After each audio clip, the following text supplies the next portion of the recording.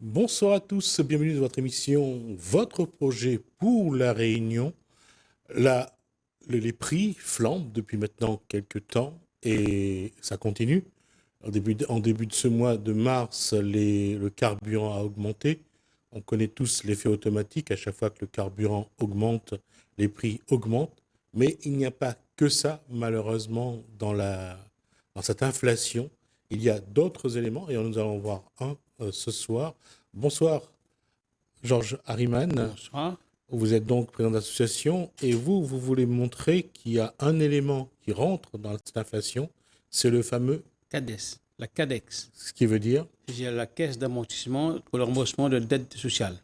D'accord. Alors, on va juste rappeler que sur les bulletins de paie des travailleurs, il y a deux lignes en plus. Il y a la CRDS, CRDS CSG. et la CSG. Alors, donc la CRDS, c'est tout ce qui est Contribution, c'est-à-dire pour participer à la dette. Quoi. à payer la dette et la CSG, c'est Les contributions au remboursement de la sociale dette sociale. généralisée. Voilà. C'est la contribution sociale généralisée. C'est pour, j'allais dire, être solidaire pour ceux qui ne travaillent pas. Voilà, disant, c'était ça pour la création. Ouais, Alors, ouais. je rappelle que cette CADES a été créée sous le gouvernement de Jacques Chirac avec Alain Juppé.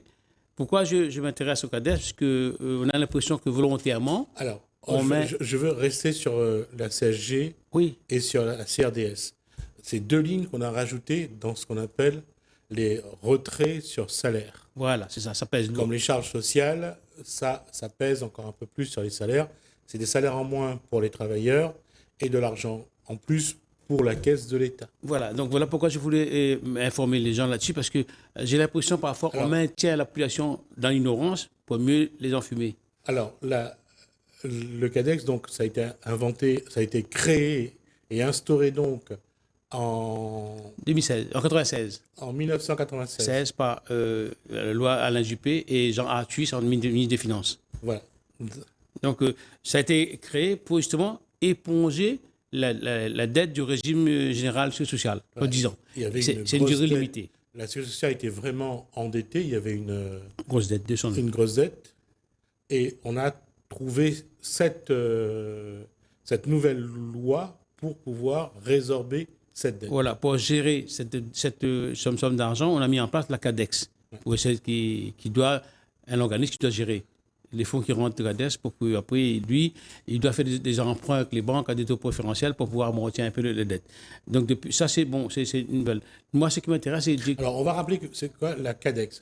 Alors, caisse d'amortissement. CADES ou X CADEX social. CADES.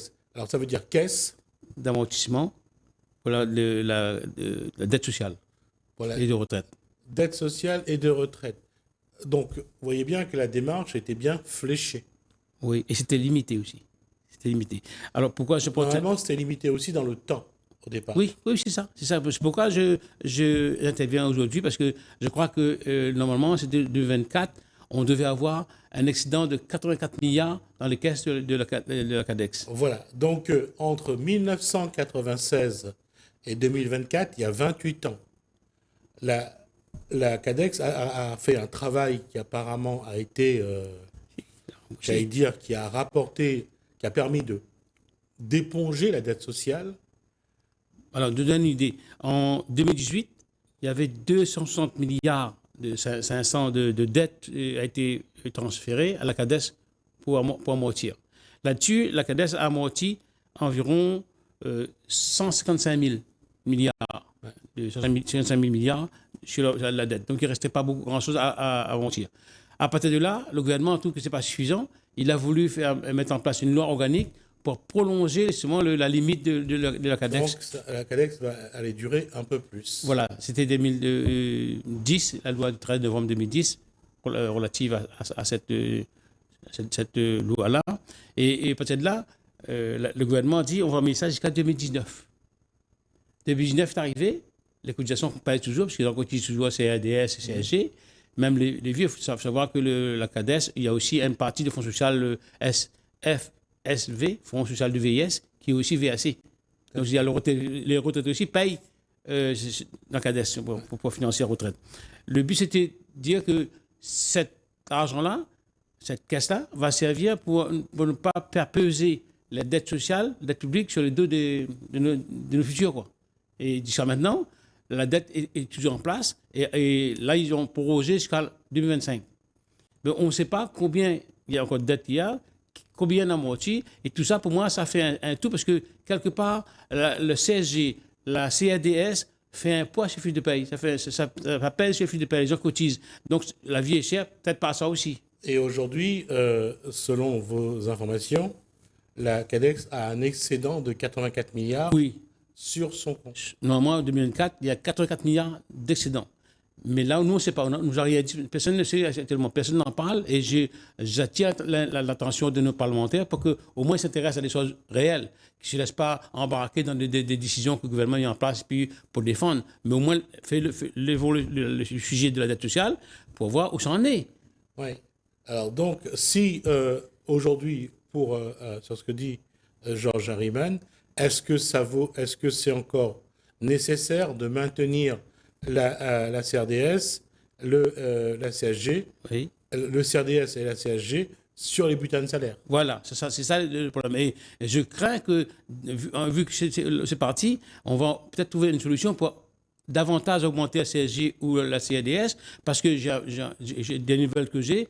La dette publique de la France s'élève à 3 000 milliards 500 de Oui, c'est dettes. 3 000 milliards. Donc, pour amortir ça, il faut que la France paye tous les ans 500 millions de taux d'intérêt pour cette dette-là. Oui, mais de toute façon, là, il y a une chose qui est vraie dans le monde occidental et dans ce monde-là aujourd'hui, c'est pas de rembourser la dette, c'est toujours de payer les intérêts. Voilà. Et d'ailleurs, les financiers mondiaux, internationaux, préfèrent les intérêts qu'on rembourse la dette. Ouais. Parce que eux, au moins, ça leur assure un revenu chaque année. Et nous, ça nous coûte parce que les salariés, les retraités, ceux qui travaillent, ben, ils trouvent la vie chère parce qu'à côté, il y a l'inflation qui augmente et le fiche de paye, cette durée limitée, continue à être posée. D'autant plus, je m'inquiète parce qu'on parle aussi actuellement, un truc très important pour La Réunion, c'est la réforme de l'octroi de mer. Alors, non. Mais ça va ajouter. La question a été posée. Tout le monde a réagi et je crois que c'est le Cornu. Le Cornu a... Oui, le Cornu dans ton avis. Quoi. Le Cornu a amené un fait que l'octroi de mer n'est plus adapté et qu'il faudrait le revoir. Quand on regarde la réaction, que ce soit de Cyril Melchior, président du Conseil général, du maire de la Petite-Île, également premier vice-président du Conseil général, la réaction des élus réunionnais ont tout de suite été... On ne touche pas à l'octroi de mer. Nous, c'est pareil, parce que nous, citoyens lambda, je pense que les élus nous doivent des explications. Pour mettre l'octroi de mer, personne ne sait à quoi ça sert. Qu'est-ce qu'on fait avec cet argent? Où ça va? On a appris par hasard, par la presse et la radio, que cet argent sert à financer un peu les communes, les collectivités locales. Alors, c'est ce qu'on nous a appris, nous, mais on ne sait pas réellement. Alors, sur ce que ça rapporte, c'est d'abord pour les communes et aussi un peu le département. Alors, ce qui veut dire que si demain matin on réforme cette loi-là, donc nous, citoyens lambda, on va être pénalisés, raquettés sur les taxes d'impôts, sur les fonciers, ça pour pouvoir combler le déficit de la commune. Pas forcément. L'État a dit qu'il ne participe pas. Oui, mais on peut mettre en place la TVA. Oui, mais... C'est ça la question depuis des années, c'est est-ce qu'on applique la TVA de 20% aujourd'hui en métropole sur les produits locaux? Et à l'époque, c'était à 18, après c'est passé à 19. Le taux de TVA a toujours été rejeté par les élus locaux et par les chefs d'entreprise locaux. La question, c'est aujourd'hui, est-ce que ça vaut la peine de mettre la TVA de métropole ou d'instituer, de ne plus appeler l'octroi de mer, mais de l'appeler TVA régionale? Peut-être oui, un TVA régional, c'est plus adapté au contexte que sinon, j'ai des inquiétudes pour l'avenir des Réunionnais. Parce que avec ça, tous les jours, leur revenu régresse, leur revenu de vital régresse. Et là, on va augmenter encore un nouveau TVA pour pouvoir combler le déficit de l'octroi de mer sur une réforme. Donc, ça fait comme des soucis pour nous. Alors, il y a un élément qui entre en cause, c'est que la TVA a été instituée à l'époque de Colbert, je crois. Oui, c'est ça. Donc, ça remonte vraiment, c'était pour mettre... protéger en place une taxe et protéger un petit peu aussi les produits qui venaient de la Réunion. de la Réunion. Mais le problème, c'est qu'aujourd'hui, si on change, on fait évoluer la TVA, l'octroi de mer, qu'est-ce qui va se passer? On va payer.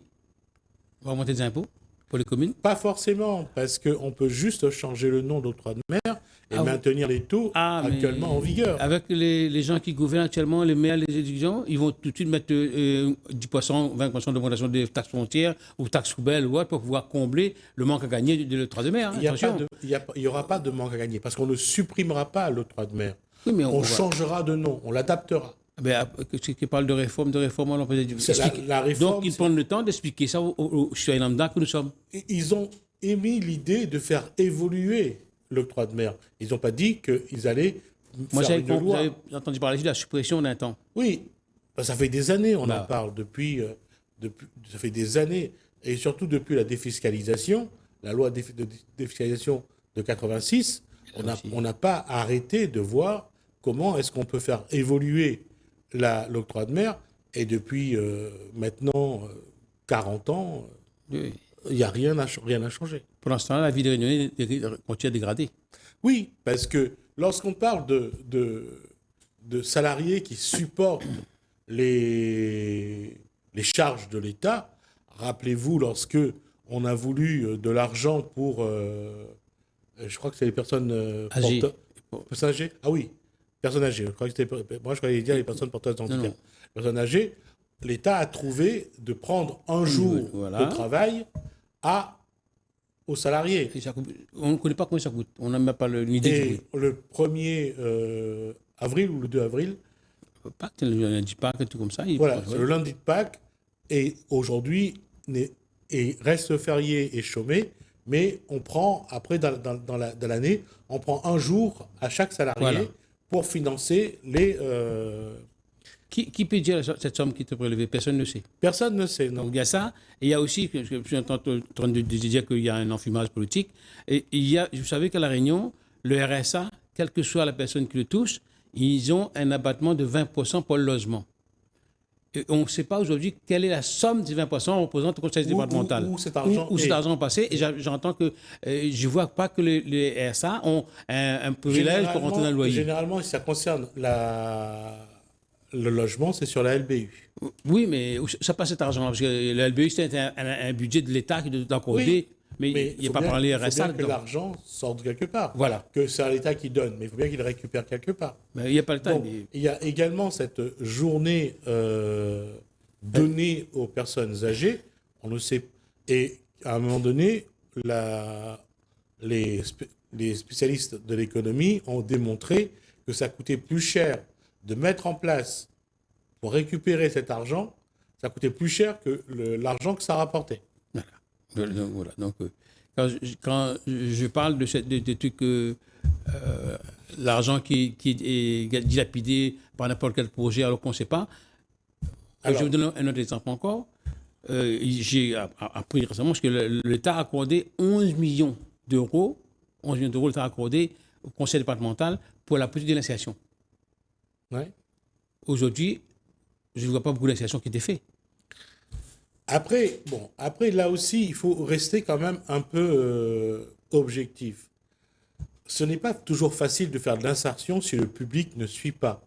On est d'accord. D'abord, il y a aussi le fait, est-ce que le dispositif est contrôlé et bien mis en place? Il y a cette question que soulève Georges Hariman, qui est aussi vraie, parce qu'il y a des fois, il y a des gens qui s'en foutent un peu, hein, ils sont pas... Ils voient qu'il n'y a personne, ils ne vont pas aller les chercher. Le système est comme ça. Le système est aussi comme ça. Mais je ne veux pas qu'on mette tout le monde dans le même panier. Qu'on mette tout le monde... Tout le monde... Il y a des gens qui sont consciencieux, il y a des gens qui sont allez dire ça aux autres qui nous gouvernent, allez dire ça aux autres qu'il y a des gens qui sont encore capables de bouger, de réagir, de devenir autonomes, mais rien n'est fait pour les aider. Oui, mais ces gens-là, après... J'ai rencontré ce week-end un chef d'entreprise. Et il m'a expliqué qu'il fait des... Il reçoit les gens qui veulent travailler. Il met une annonce et il y a le moment où il rencontre les candidats au poste. Il me dit, mais il n'y a plus cette envie de travailler. On le voit. Et il faut voir les propositions qu'il Et fait, quelles conditions. non, Donc, moi, je même la suis pas tellement- personne je suis qui pas tellement d'accord commence. de ça. Parce qu'on a vu dire que la Réunion, on est devenu paresseux. Ça veut dire la Réunion, on ne veut plus travailler, on veut mais l'effort. Moi, je pas pense seul. que l'image qu'il fait là, c'est négatif. Quand un chef d'entreprise me dit ça, quelque part, il est complice de ce système-là. Non, il y a une réalité. Il y a des gens feignants à La Réunion. Il y a des gens paresseux. Mais il y a pas des 100 000. Je n'ai pas dit qu'il y a 100 000. Je dis qu'il y a une réalité. Il y a des gens qui sont feignants, paresseux, et qui ne veulent Comment pas ils sont arrivés travailler. feignants? Comment ils sont arrivés feignants? Il y a des raisons. Comment ils sont arrivés là? Je suis d'accord. Quelqu'un qui vient voyou, comment il évolue? Quelqu'un qui fraude à la caisse sociale ou la CAF, comment il arrive là? Parce qu'il y a un mauvais contrôle, il n'y a pas de traque qui est fait. Il y a une évolution. Je suis d'accord. Mais ne mettons pas tout le monde dans le même panier à chaque fois. Il y a, d'un côté, il peut y avoir des carences dans le dispositif, mais il y a aussi en face un Mais public. allez dire ça au gouvernement. Le gouvernement, eux, ils passent leur temps à dénigrer, à harceler ceux qui sont plus pauvres. Ils ont même dit à la télévision officiellement, ceux qui ne travaillent pas n'est rien. Ils sont rien, quoi. C'est de bon à rien. Ben, si vous dites ça, vous écrasez tout le monde. Je suis d'accord. Mais, Jean-Jacques Riemann, j'essaye quand même d'être objectif. Nous sommes. Je veux dire que ce n'est pas tout le tort n'est pas d'un seul côté.